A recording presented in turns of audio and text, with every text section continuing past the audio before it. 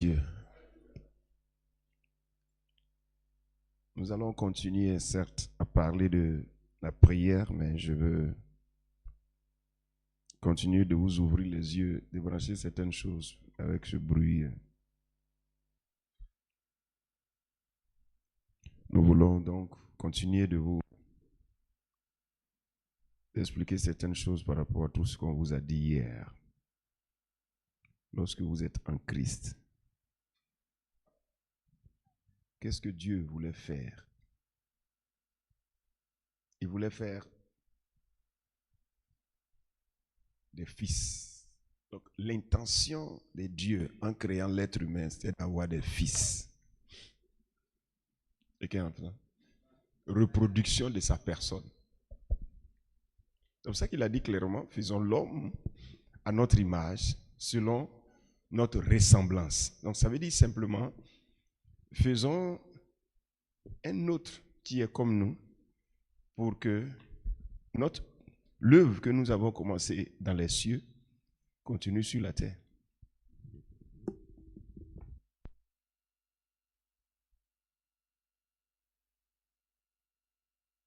Donc l'être humain a été créé pour être fils de Dieu. Et si vous lisez, pour savoir ce qu'on appelle une image de Dieu, vous saurez tout de suite que c'est quelqu'un à partir de qui Dieu fait son œuvre. On voit ça dans Colossiens le chapitre 1, le verset 15. On dit, il est l'image du Dieu invisible. Vas-y. Il est l'image du Dieu invisible, le premier-né de toute la création. Car en lui ont été créées toutes les choses qui sont dans les cieux et sur la terre, les visibles et les invisibles, trône, dignité, domination, autorité. Tout a été créé par lui et pour lui. Le verset 17, tout a été créé par lui et pour lui.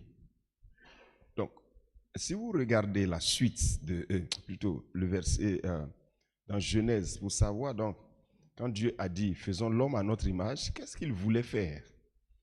Il voulait faire un autre,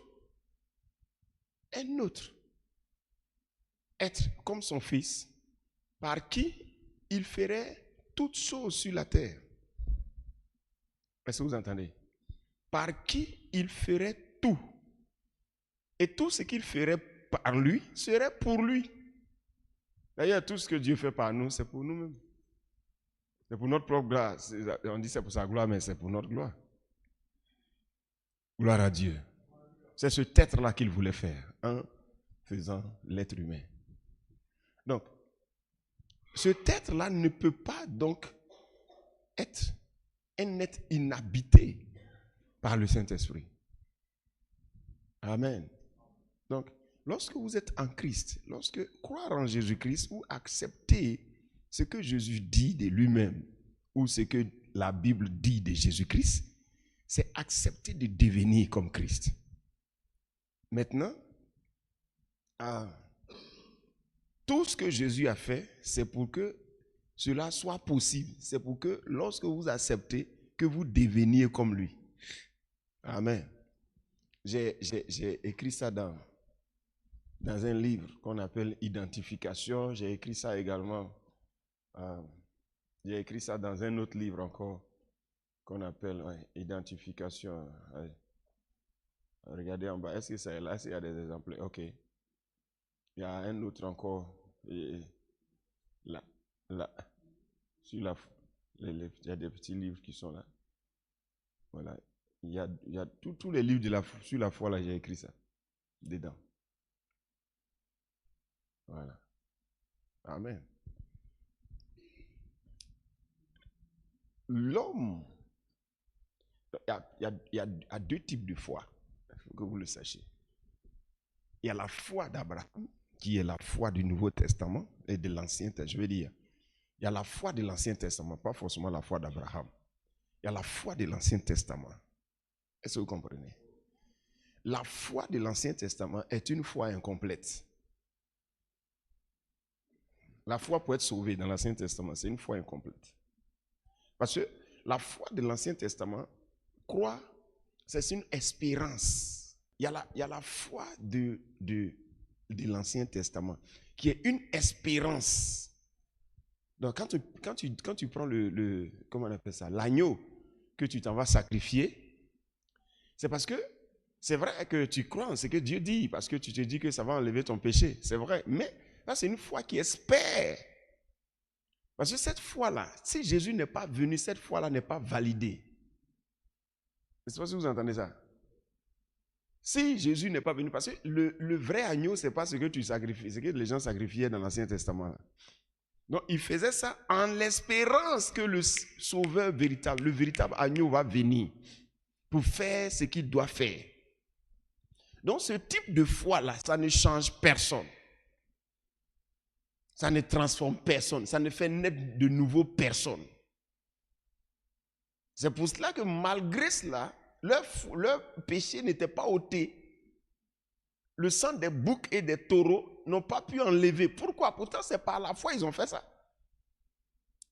Dieu l'a dit que si vous versez le sang des taureaux, des agneaux, vos péchés seront expiés. Et c'est ce qu'ils faisaient. Maintenant, pourquoi leur péché, pourquoi dans le Nouveau Testament on dit, et pourquoi dans Hébreu, on dit le sang des boucs et des taureaux ne pouvait pas ôter? Pourtant, les gens ont fait ça. Leur foi était une foi en attendant que le véritable ne vienne pour que ça soit validé. Oui, je ne sais pas si vous comprenez. Donc les gens faisaient ça, mais leur péché n'était pas ôté. Mais on écrivait quand même leur nom en crayon. Pourquoi? Pourquoi en crayon? Parce qu'il y a quelqu'un qui va venir. Tant qu'il n'a pas fait ça, tout ça c'est zéro. Ils auraient cru en vain. Le véritable était devant. Donc eux là, leur foi là, quand ils croient, ils déviennent. Il n'y a pas de transformation. Quelqu'un entend? Quand ils croient, il n'y a pas de transformation. J'ai écrit ça dans un des livres là. Quand ils croient, il n'y a pas de transformation. Vous comprenez ça? Alléluia. Jusqu'à ce que Jésus vienne. Quand Jésus a fini de payer le prix à sa résurrection, tous ces gens-là qui avaient cru là, c'est eux qui sont ressuscités, ils sont partis avec lui, n'est-ce pas? Ok. Maintenant, nous là, puisqu'il a déjà, le Sauveur est déjà venu. Donc quand nous croyons là, on devient en même temps. Parce qu'il n'y a pas quelqu'un qui va venir devant là-bas pour valider. Celui qui valide là a déjà validé. Nous, on ne croit pas en espérant à un Sauveur qui vient. Nous connaissons le Sauveur. Nous avons entendu l'évangile.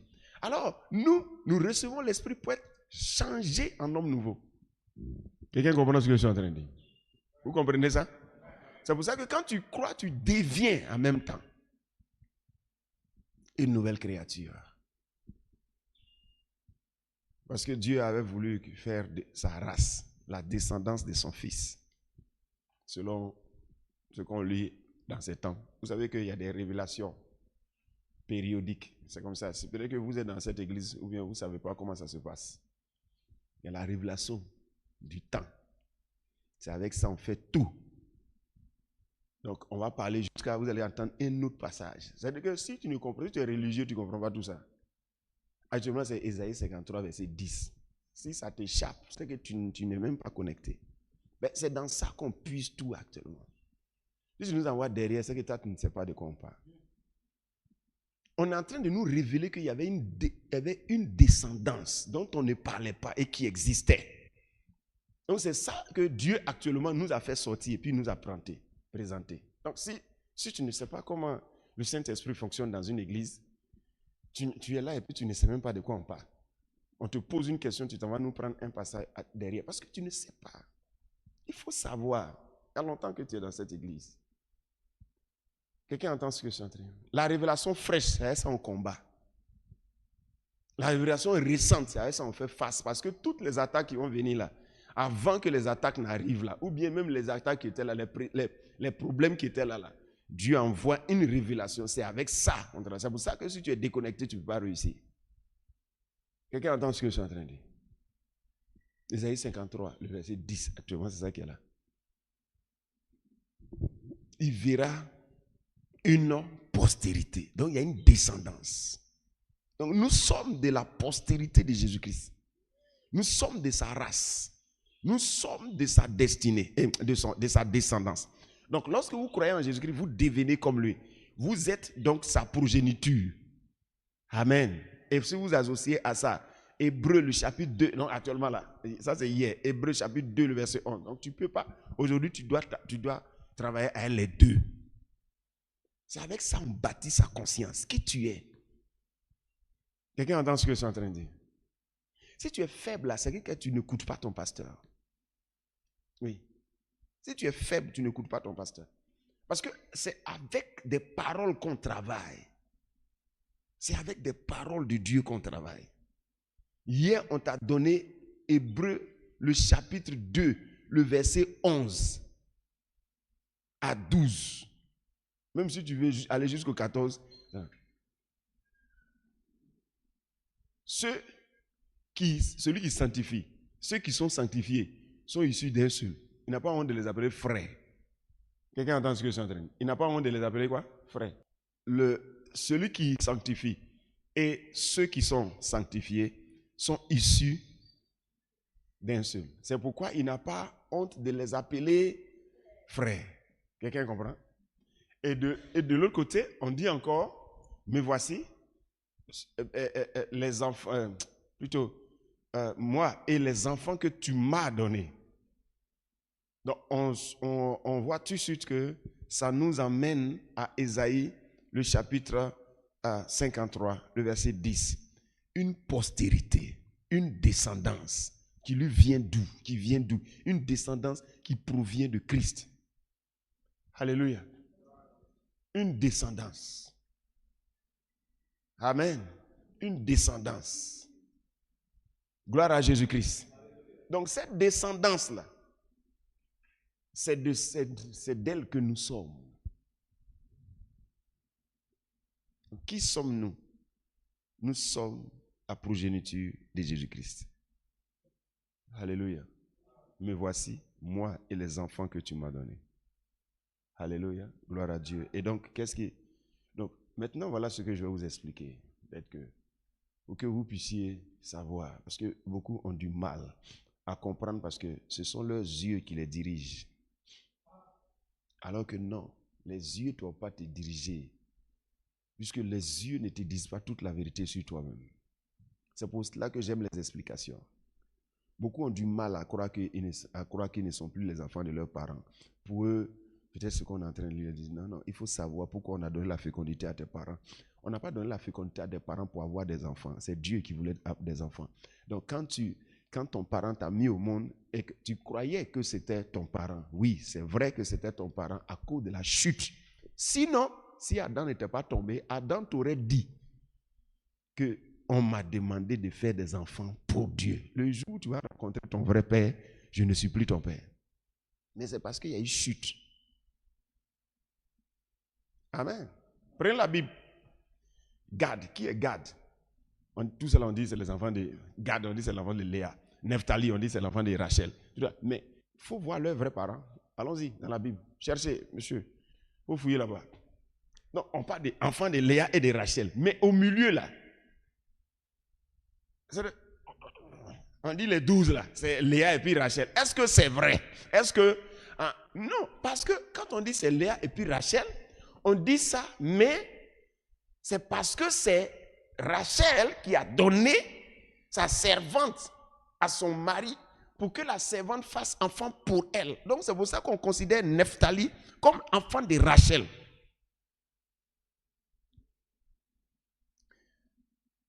Pour commencer, l'Éternel ayant vu que Rachel n'avait pas, il a rendu Léa féconde là. Il faut voir maintenant leur concours de naissance là. À partir de là, voyons ceux qui sont les vrais enfants de Léa et les pas vrais, parce que tous ceux-là sont vrais enfants. Mais je vais vous montrer quelque chose. Allons-y. À partir de leur naissance, à partir du moment où ils ont commencé à faire, enfant. L'Éternel vit que Léa n'était pas aimée, oui, et il l'a rendue féconde, oui, tandis que Rachel était stérile. Oui. Léa devait enceinte et elle enfanta un fils à qui elle donna le nom de Ruben. Donc on sait que Ruben, ça c'est l'enfant accouché par Léa. Hein? Ok, allons-y. L'Éternel a vu mon humiliation. Non. Léa devait enceinte et elle enfanta un fils à qui elle donna le nom de Ruben, car elle dit, l'Éternel a vu mon humiliation et maintenant mon mari m'aimera. Elle 33. devint encore enceinte et Ouais. elle enfanta un fils et elle dit, l'Éternel a entendu que je n'étais pas aimée et il m'a aussi accordé celui-ci et elle lui donna le nom de Siméon. Voilà. Elle devint encore Ça veut dire que enceinte. c'est elle encore. Ruben, c'est elle qui l'a directement. Léa. Siméon, c'est Léa. Continue. Elle devint encore enceinte et elle enfanta un fils et elle dit, pour cette fois, mon mari s'attachera à moi. Lévi. Car je lui ai enfanté 3 fils. Lévi. C'est pourquoi on lui donna le nom de Lévi. 35. Elle devint encore enceinte et elle enfanta un fils et elle dit, cette fois je louerai l'Éternel. C'est pourquoi elle lui donna le nom de Judas Donc, et elle ça cessa fait d'enfanter. 4. Ça fait 4. 4. Shida. Continue. 30. Lorsque Rachel vit qu'elle donnait point d'enfants à Jacob, elle porta envie à sa sœur et elle dit à Jacob, donne-moi des enfants ou je meurs. La colère de Jacob s'enflamma contre Rachel et il dit, suis-je à la place de Dieu qui t'empêche d'être fécond? Elle dit, voici ma servante Bila, Voilà. va vers elle, qu'elle enfante sur mes genoux et que par elle j'ai aussi des fils. Tu entends? Par elle, J'ai aussi j'ai aussi des fils. des fils. Voici Bila. Par elle, j'ai aussi des fils. des fils. Continue. Mhm. Et elle lui donna pour femme Bila à sa servante, Oui. et Jacob alla vers elle. Oui. Bila devint enceinte et elle enfanta un fils à Jacob. Oui. Rachel dit, Dieu m'a rendu justice, il a Oui. entendu ma voix et il m'a donné un fils. C'est pourquoi elle l'appela du nom de Dan. Donc, vous voyez. Donc, Dan, l'ancêtre de Yacouba. Dan. Donc, Dan est l'enfant de Rachel, mais qu'elle a eu à partir de Bila. Continue. Bila, servante de Rachel, devint encore enceinte et elle enfanta un second fils à Jacob. Rachel dit, j'ai lutté divinement contre ma soeur et j'ai vaincu. Et elle l'appela du nom de Nephtali. Nephtali est l'enfant de Rachel, mais c'est Bila qui l'a accouché. Continue.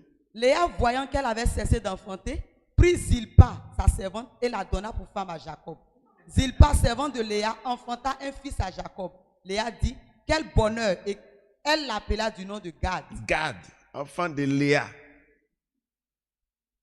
Ça fait 5 enfants pour Léa. Hein? 5 enfants pour Léa, 4 sortis de son ventre, 1 sorti du ventre de Zilpa. Quelqu'un entend? Continue. Zilpa, servante de Léa, enfanta un second fils à Jacob. Léa dit, que je suis heureuse, car les filles me diront heureuse. Et elle appela du nom d'Aser. Donc Aser, c'est l'enfant de Léa, mais qu'elle a eu à partir de Zilpa. Continue. Ruben sortit au temps de la moisson des blés et trouva des mandragores dans les champs. Il les apporta à Léa, sa mère. La suite. Le verset, elle lui répondit, est-ce que le verset, le soir. Dieu 16. exauça Léa qui devint enceinte et enfanta un 5e fils à Jacob. Léa dit, Dieu m'a donné mon salaire parce que j'ai donné ma servante à mon mari. C'est le fils de Léa à partir de... Qui ça? Oui, ça c'est elle-même. Issachar. Elle a eu Issachar elle-même. Continue. Léa devint encore enceinte et elle enfanta un 6e fils à Jacob. Léa dit, Dieu m'a fait un... Ça c'est Zabulon. Zabulon. Ok. Continue. Ensuite, elle enfanta une fille qu'elle appela du nom de Dina. Dina.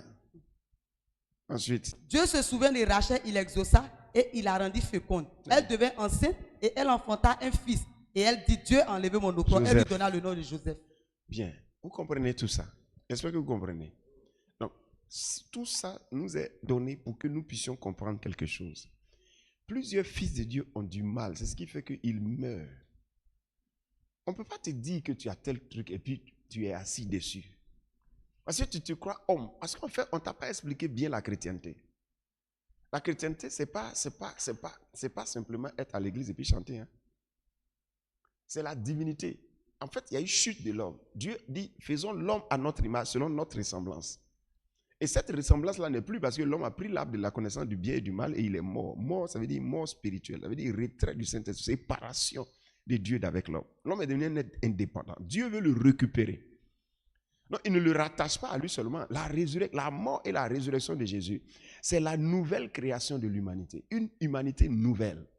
Et Jésus-Christ naît d'entre les morts, où Jésus-Christ ressuscité d'entre les morts a été déclaré fils de Dieu. Donc, c'est le nouveau genre de fils de Dieu. Donc, quand tu acceptes Christ comme ton Seigneur et ton Sauveur, tu reçois l'esprit qui te régénère. C'est lui qu'on appelle l'esprit de vie. L'esprit qui a été promis. L'esprit qui a été promis entre en toi pour te rendre enfant de Dieu. Alléluia. L'esprit qui a été promis, c'est ça. Dans l'esprit promis, quand tu es maintenant deviens enfant de Dieu, pour chaque mission de Dieu, tu reçois un esprit. Pour chaque mission de Dieu, tu reçois un esprit. C'est-à-dire, je veux dire, tu reçois un baptême du Saint-Esprit ou bien tu reçois l'esprit sur toi dans le but d'accomplir. Actuellement, j'ai reçu l'esprit pour prêcher Jésus-Christ. C'est pour ça que tu vois que l'intelligence que j'ai là, ce n'est pas naturel. Est-ce que tu comprends? Mais je ne tremble pas. Ce n'est pas naturel. Parce que l'esprit de Dieu est sur toi pour ça. Donc, si Dieu ne t'a pas appelé ça, tu vas creuser ta tête, tu ne vas pas trouver. Donc, à chaque mission, il te révèle de l'esprit. Si ça ne t'intéresse pas, l'esprit là quitte sur toi. Parce que la mission là ne t'intéresse pas. Si un pasteur te dit tout de suite, bon, toi, vous faites telle chose dans l'œuvre. Si ton cœur s'attache à toi, tu reçois l'esprit de Dieu pour t'aider à faire ça. Comme ça. Pourquoi tu reçois l'esprit de Dieu? Parce que ce qu'il est appelé à faire là, c'est une œuvre de l'esprit, c'est une œuvre de Dieu. Alors, tu reçois une impartition de l'esprit pour faire ça. Si ça te tient à cœur. Si ça ne te tient pas à cœur, tu ne reçois rien. Parce que tout ce qu'on fait, c'est avec l'esprit qu'on fait. Et l'esprit est là pour nous donner, je vais dire 3 choses. La force, l'intelligence et puis la sagesse. Mais il faut être d'abord enfant de Dieu, vivant spirituellement, pour être comme ça. Plusieurs, aujourd'hui, ont perdu l'esprit de Dieu sur eux parce que ce qu'on leur a confié ne les intéressait pas. Alors, ils n'ont pas reçu l'esprit. Ou alors, ils ont perdu l'esprit. Parce qu'en fait, là, c'est pour ce qu'on te confie. Sinon, Jésus n'aurait pas besoin de recevoir l'esprit après son baptême. Puisqu'il est né du Saint-Esprit. Mais comme il doit aller prêcher, tu comprends? Il doit aller prêcher. Donc l'esprit va descendre sur lui pour aller prêcher. Il a déjà l'esprit, il est vivant. Mais il va recevoir l'esprit pour aller prêcher. Quelqu'un entend ce que je suis en train de dire? Donc c'est comme ça que quand tu es né de nouveau là, tu reçois l'esprit. Il y a une première portion, je vous ai déjà expliqué tout ça là. Il y a une première portion avec laquelle tu es né. Tu commences d'abord. Ça c'est ça, avec ça on sert Dieu dans les petites choses. Quand Dieu veut que tu fasses quelque chose, alors tu vis. Quand il veut que tu... Encore. Donc c'est ce qu'on appelle grandir dans l'onction. Mais chaque fois que tu fais rébellion, chaque fois que tu fais tes bêtises, là, je vous ai dit la bouche. Mirez-vous. Mirez-vous. Vous aurez des problèmes avec vos supérieurs. Dans vos services, dans tout. Surtout moi qui lis l'expression du langage, je vais avoir toujours des problèmes avec moi. C'est moi quand je regarde le visage des gens, je lis. Je lis. Donc la bouche, la manière de faire la bouche. Faites beaucoup attention. Sinon vous allez voir qu'on va vous accuser pour des choses que vous n'avez pas fait. Oui. Parce que ça s'apprend. Hein? On peut vous accuser pour des choses que vous n'avez pas fait. Parce que votre visage est en train de vous trahir. Oui. Quelqu'un vous regarde et puis dit, non, lui là, tout ce que je dis là, ça ne l'intéresse pas. Ah, non, j'étais intéressé. Mais ton visage, apprends. Amen. Apprends, sinon tu vas faire pas la même avec ton mari. Il te dit, ah bon, quand je te parlais là, il dit non, c'est pas ça. Ok, c'est le visage. Ça traduit, le visage traduit. Apprenez. Vous allez avoir toutes sortes de problèmes. Il faut sourire seulement. On t'a déjà dit. Mais, hein? Les vieilles femmes, elles aiment tirer leur bouche.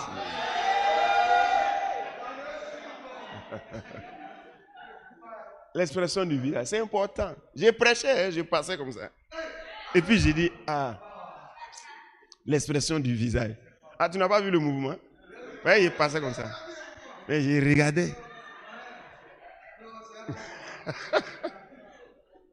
Vous êtes bénis.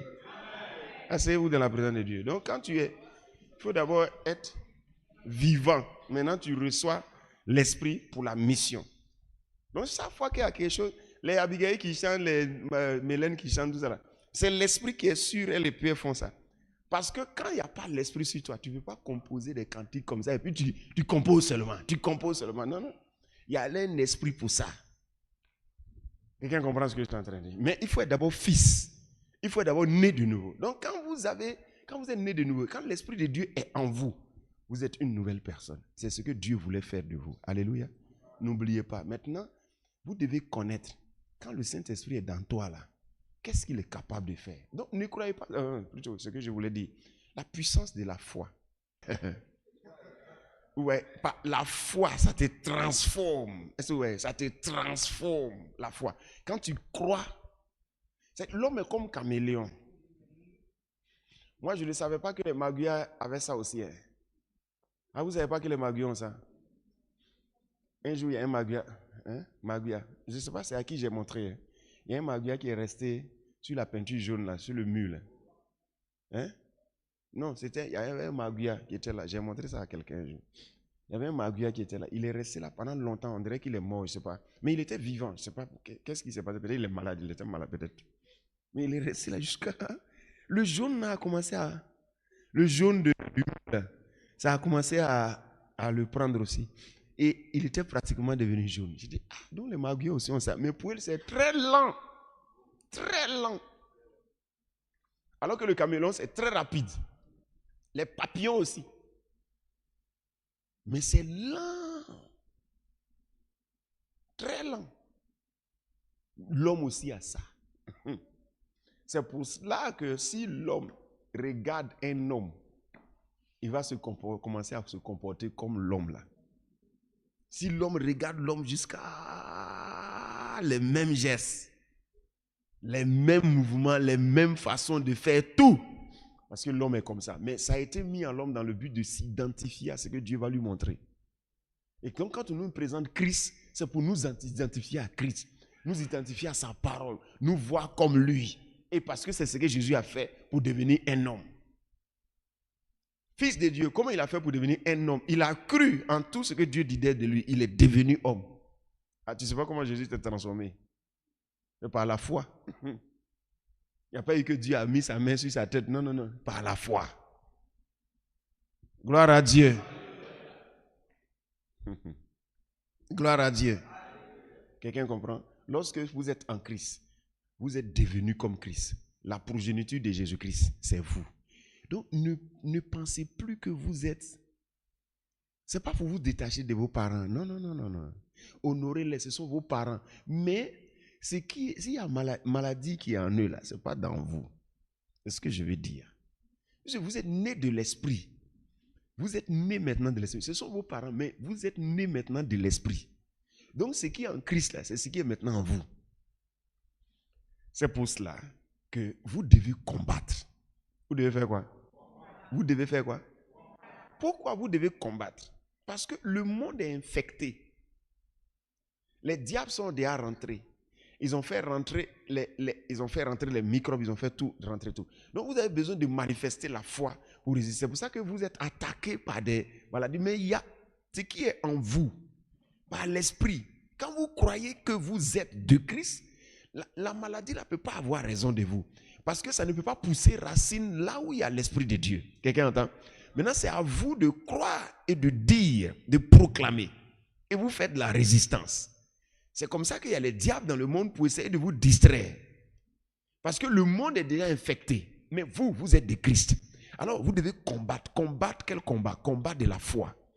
Combattre pour garder la foi. Vous souvenez toujours de votre identité en Christ. De qui vous êtes en Christ. Est-ce que vous comprenez? Vous devez vous en souvenir tout le temps. L'Esprit de Dieu est en vous. L'Esprit de Dieu vous dirige. Et n'oubliez pas que vous êtes en mission. Toujours, n'oubliez jamais ça.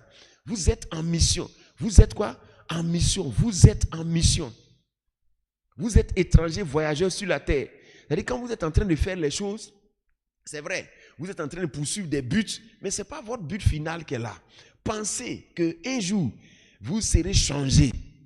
Parce qu'une trompette va sonner, vous serez changé, vous allez partir. Donc même en travaillant, en faisant tout ce que vous faites, que cette idée-là ne vous quitte pas. Parce que vous avez reçu les prémices de l'esprit. La première partie qui vous a fait naître de nouveau dans l'esprit. Maintenant, il y a la seconde partie qui est dans le corps maintenant. Alors, c'est ce que nous attendons. Mais en attendant, nous servons l'Éternel. Donc, n'oubliez pas de partager l'évangile avec quelqu'un qui cause avec vous. Est-ce que vous comprenez ça? Et ne vous donnez jamais à un péché que vous savez être un péché. Qui entend ce que je suis en train de dire? Ne vous adonnez pas à un péché que vous savez être un péché. Parce que l'Esprit de Dieu en vous vous a donné le pouvoir, la force de résister au diable. N'oubliez pas ça. Parce qu'il y a des explications dont vous avez besoin. Et ce sont ces explications que je vous donne. Vous êtes né de vos parents, mais vos parents vous ont fait pour devenir enfants de Dieu. C'est Dieu qui voulait des enfants, c'est pour ça qu'il a rendu Adam fécond.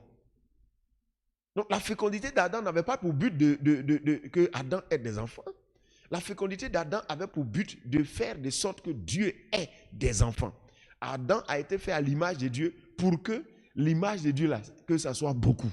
Mais il n'a pas fait des enfants. Dieu ne lui a pas donné de faire des enfants pour les détourner de Dieu. Alors que c'est ce qui est arrivé. Il a fait des enfants et il les a détournés de Dieu. Alléluia. Et aujourd'hui, le Christ est venu. Il a été rendu fécond pour rappeler ces enfants-là à lui. Donc quand tu acceptes Jésus-Christ, tu deviens enfant de Dieu. Amen. Tes parents t'ont mis au monde pour devenir enfant de Dieu. Alléluia. Pour devenir enfant de Dieu. Lorsque tu crois, tu vas recevoir l'Esprit qui va te régénérer. Et quand tu crois, tu reçois l'Esprit plutôt qui te régénère. Quand tu es régénéré, tu es devenu enfant de Dieu. Travaille maintenant pour Dieu. Pense à Dieu tous les jours. Pense à Dieu tous les jours. Pense à Dieu. Tu n'es pas enfant d'un pasteur. Oui, les gens exagèrent dans ce qu'on dit. Quand tu dis que tu as un père spirituel, c'est juste pour te guider dans la vie. Voilà, pour t'orienter. Voilà, pour que l'œuvre de Dieu soit bien faite pour respect, les choses comme ça, honneur, tout ça. Mais ce n'est pas ton papa. Il y a des gens qui exagèrent. Donc ça fait que souvent tu as envie de dire c'est fini, ne m'appelle plus papa. Mais Dieu a dit des choses qu'on ne peut pas gommer. Les apôtres là, ils appelaient les enfants. Donc ce qui fait que tu es là, mais tu regardes parce que en fait, mais il y a des gens qui exagèrent. On est enfants de Dieu. Maintenant, on nous a donné des personnes pour nous diriger. Dieu nous demande de nous soumettre à eux, mais on est de même qualité qu'eux. Mais seulement, on les a oints pour certaines choses. Nous devons les respecter, nous devons les honorer, les choses comme ça. On les appelle nos pères parce que ce sont des sources de quelque chose. Ils nous nourrissent avec la parole, font des choses. Mais nous sommes enfants de Dieu. Quelqu'un entend? Donc, le type d'homme que nous sommes tous enfants de Dieu. Maintenant, on nous a placés en ordre. Il y a les pères, il y a les fils, les trucs comme ça. Mais on est tous de même qualité, Dieu. Donc, c'est pas que, il n'y a pas intermédiaire comme je suis enfant de Papa Goré est enfant de temps, et puis Papa Odepo est enfant de temps, et puis maintenant, il y a Dieu devant. Non, c'est pas comme ça. On est enfant de chacun. Maintenant, on nous a placés pour l'avancement de l'œuvre. Parce qu'il faut de l'ordre pour que les choses avancent. Si tu ne respectes pas cet ordre, tu as tous les problèmes avec Dieu. Quelqu'un entend ce que je suis en train de dire? C'est la même chose. Nous étions tous enfants de nos parents, n'est-ce pas? Mais comment Satan nous voyait tous comme ses enfants. Et elle a mort sur nous tous. Et c'est comme ça qu'il réagissait. Et donc c'est comme ça. C'est pour ça que pour nous sauver, il n'y a pas salut pour la famille à Tumblé. Un salut spécial pour la famille à Tumblé. À Tumblé, même ça veut dire quoi? Ok. Il n'y a pas un salut spécial pour la famille à Tumblé. Hein? Il n'y a pas un salut spécial pour la famille à Tumblé. Et puis un salut spécial pour la famille Foutoumou. Foutoumou, ça c'est le nom d'un village. Le village de Deto. Donc les gens cherchent des saluts particuliers. Non. Il nous a Adam, Jésus, c'est tout. Il n'y a pas autre chose particulière. Non. Amen. Donc, on s'identifie. Les enfants qui sont issus de Jésus, là, il n'y a pas de malédiction sur eux. Mais ils peuvent eux-mêmes provoquer des malédictions en ne marchant pas dans les voies. Amen. On nous a donné des pères. Les pères, là, ils sont là pour être nos guides, pour nous montrer des exemples d'obéissance à la parole de Dieu. Est-ce que vous comprenez? Maintenant, ils sont là également pour nous influencer positivement. Et ils sont là pour nous montrer les voies, parce qu'eux, ils connaissent ça avant nous. Donc, ce sont nos pères. Tu comprends? Donc, ce n'est pas eux qui nous ont accouchés. Non. Et c'est Dieu qui nous a accouchés avec leur évangile. Et avec l'évangile qui est sorti de leur bouche, là, Dieu nous a accouchés. Donc, Dieu est notre Père. Ça peut aller? Gloire à Dieu. Maintenant, on a des pères dans la foi. C'est eux qui réveillent la foi en nous. Ils nourrissent de la parole de Dieu pour que notre foi se réveille, pour développer la même foi qu'eux, pour faire les mêmes exploits. Quelqu'un entend? Si c'est comme ça, c'est bon. Alléluia. Parce que beaucoup exagèrent. Que Dieu vous bénisse. On a compris tout ça? Okay. Donc comprenez que dans ce monde, vous êtes effectivement des enfants de Dieu. Vous avez besoin de combattre. Quand il dit combat là, c'est pour garder la foi. Parce qu'une maladie peut t'attaquer. Et puis maintenant tu dis, ah, c'est que je suis en Christ là, c'est pas ça. Ok, non. Cette maladie ne peut pas avoir des racines dans toi. Même si ça a duré, il faut apprendre à dire que non, ça là, ce n'est pas dans ma famille. Ce n'est pas, Christ n'a pas ça, je ne peux pas avoir ça. Christ n'a pas ça, je ne peux pas avoir ça. Gloire à Dieu. Si il y a des comprimés qui peuvent guérir ça, tant mieux. Maintenant, s'il n'y a pas de comprimés, il ne faut pas dire que tu es foutu. Puisque si Christ n'a pas ça, tu ne peux pas avoir ça. Et l'esprit est capable de régénérer n'importe quel organe. L'esprit est capable de transformer n'importe quoi. Les trompes de Sarah viennent d'où? C'est l'esprit qui a fait ça. Amen. Donc, il faut savoir que c'est ça. Et quand tu es comme ça, quand tu sers Dieu, tu n'as pas peur. Et en servant Dieu, ça se bonifie. Quand servant Dieu, tu t'améliores. Ton corps s'améliore. Parce que c'est avec le corps qu'on sert Dieu. Mais il ne faut pas tricher dans l'œuvre de Dieu. Il ne faut pas faire l'œuvre de Dieu avec négligence. Il ne faut pas faire ça à la je m'en fous. Il ne faut pas aimer le péché. Ça, il faut haïr le péché. Surtout les jeunes, par exemple, haïssez le matu vu, les choses comme ça. Ce n'est pas ça qui donne chose. Tout ce que vous appréciez là, il y a un chemin pour ça. Et le chemin là, les gens ont fait ce chemin, c'est pour ça qu'ils ont ça. Donc toi, il faut apprendre. Gloire à Dieu. Si tu n'es pas fiancé, si tu vois une fille, va dire ça à ton pasteur. Pasteur, j'ai vu une fille là, chaque fois que je la vois, vraiment, ça me fatigue. Tu dis ça à ton pasteur. On ne va pas devant la fille pour dire que tu vois, voilà, vraiment, moi je vois que, en fait, il faut faire aller devant le. Le pasteur doit te donner le OK. C'est pourquoi quand le pasteur passe et puis il te voit et la fille ne va rien dire. Parce qu'il se dit que c'est ce que tu es en train de dire. Mais il n'y a rien, tu n'as rien dit. Mais toujours, tu es derrière la fille. Bon, on se dit que vous êtes en train de peut-être faire le travail du Seigneur ensemble. Mais le jour où on va apprendre que non, tu la veux comme fiancée, tu es suspect déjà. Tu es pressé pourquoi? On n'a pas interdit, va dire à ton pasteur. C'est comme ça on fait église là. Oui, parce que souvent on dit des choses comme ça, mais on n'explique pas en détail. Va dire à ton pasteur. Le pasteur va te dire, toi-même, il faut aller dire. Maintenant, si tu as peur de dire, on va appeler la fille et puis on va dire, lui là, il dit qu'il te veut. Qu'est-ce que tu penses? Gloire à Dieu.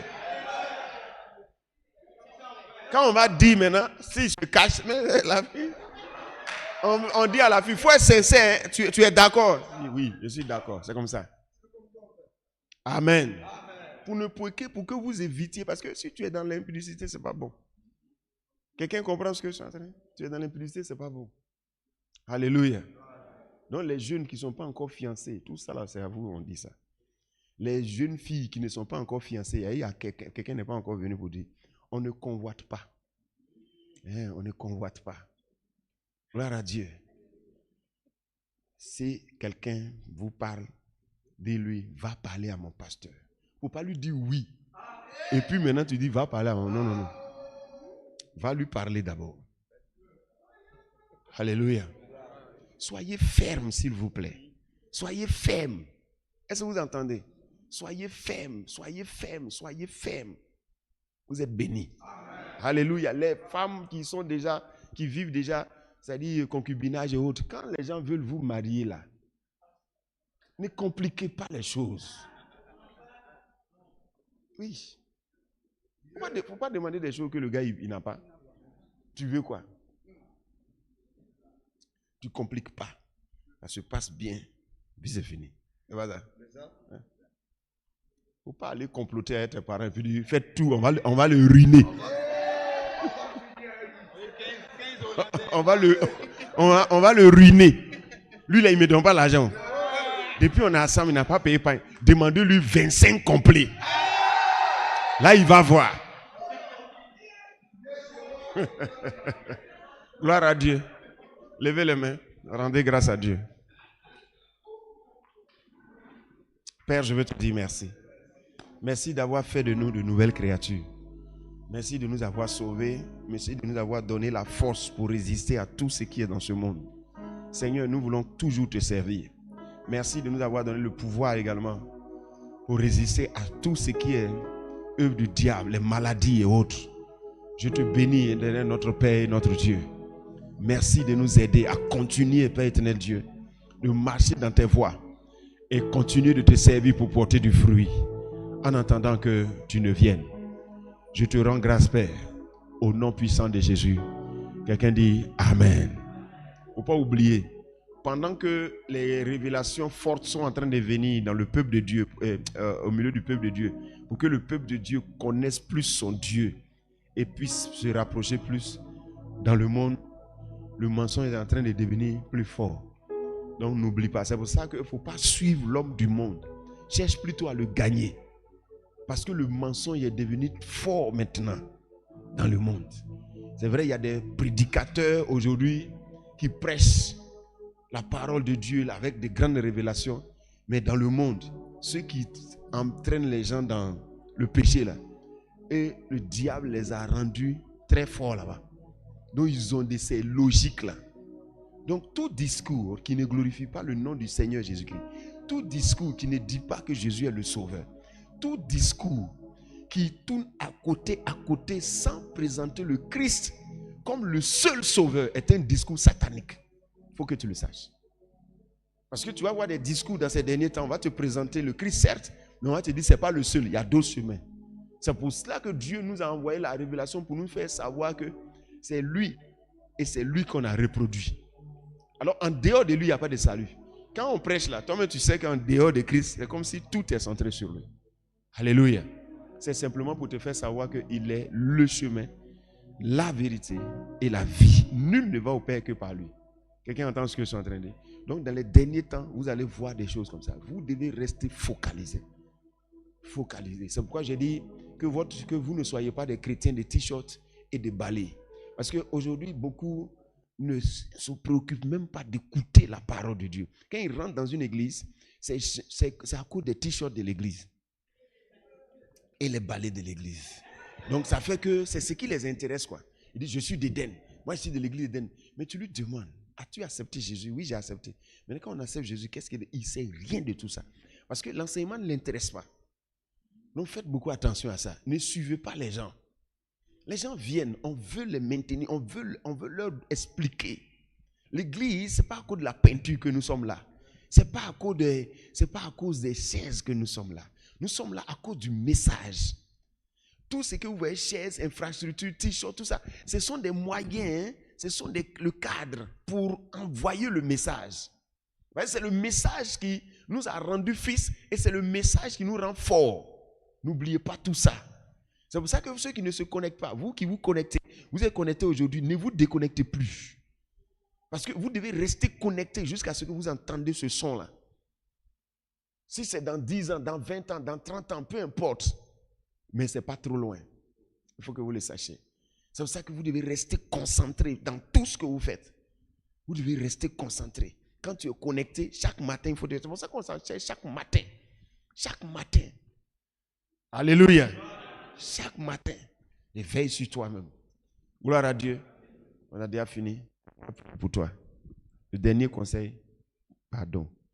Quand tu regardes dans le miroir, l'expression du visage, tu fais tout. Tu vois, non? Souvent, tu es là comme ça. Tu vois, ça là, si quelqu'un voit ça, il va avoir peur. Et puis tu souris un peu. Ah ouais, ça c'est bon. Attends. Alléluia. Vous êtes bénis. Le Seigneur vous accompagne.